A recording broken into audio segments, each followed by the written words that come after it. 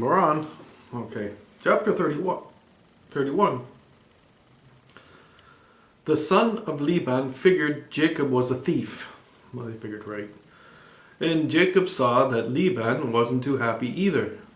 He, Jacob, went out in the field to talk to Rachel and Leah.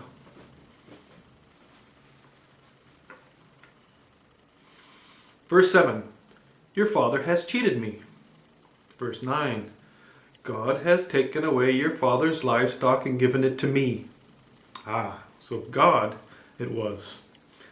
God told Jacob to go back to the oiled rock where the stairway to heaven had happened. Verse 14.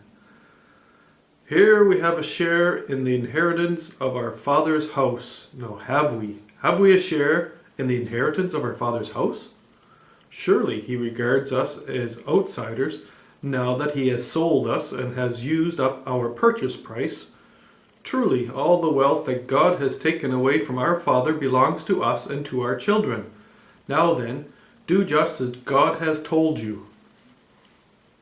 God told me. So they jumped on their camels and took all their livestock and all their wealth, and Rachel stole her father's idols.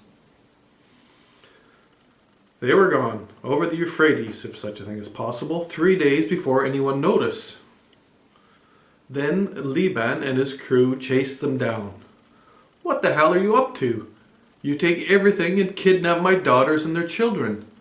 I could kill you, but God said I better not, so fair enough. But why did you steal my idols? No one knew Rachel stole the idols, so she hid them on her camel and sat on them and said she was on the rag. Jacob got indignant about working 20 years when it was often hot and it was often cold and life was hard. They finally came to a consensus, oiled a stone and made a meal. Okay, it's all yours with my blessings, but you can't take no more women from nowhere, just the 4 you got. They talked some more ape gibberish, then went to sleep in their tents. And exactly what it is. Oiling a stone. Is there a significance to oiling a stone? How does oiling a stone make anything more real? There's a good question for you, because it happens quite often. Oiling a stone, making altars out of stones, which was just a bunch of rocks piled on top of one another.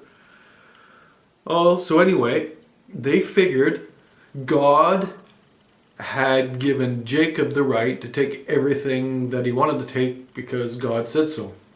So God is then what we would say in this case justification for whatever you decide to do. And it's almost like when a tyrannical father tells a child what to do and the child says, but why? And then the father says, because I said so.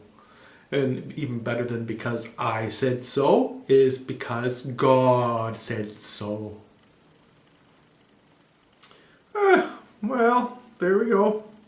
So, Jacob did work his 20 years. So, perhaps he has a right to take some things with him. I don't know if sheep and goats were the deal. But there it was. He went with his sheep and goats. And why Rebecca wanted the idols, it's hard to say. Maybe they're made out of gold. Could have been made out of gold. But anyway, she stole them, and she then, of course, hid them under her bum and said she was on the rag so she couldn't get off her camel. And that was it. And I don't think I'm going to talk about it.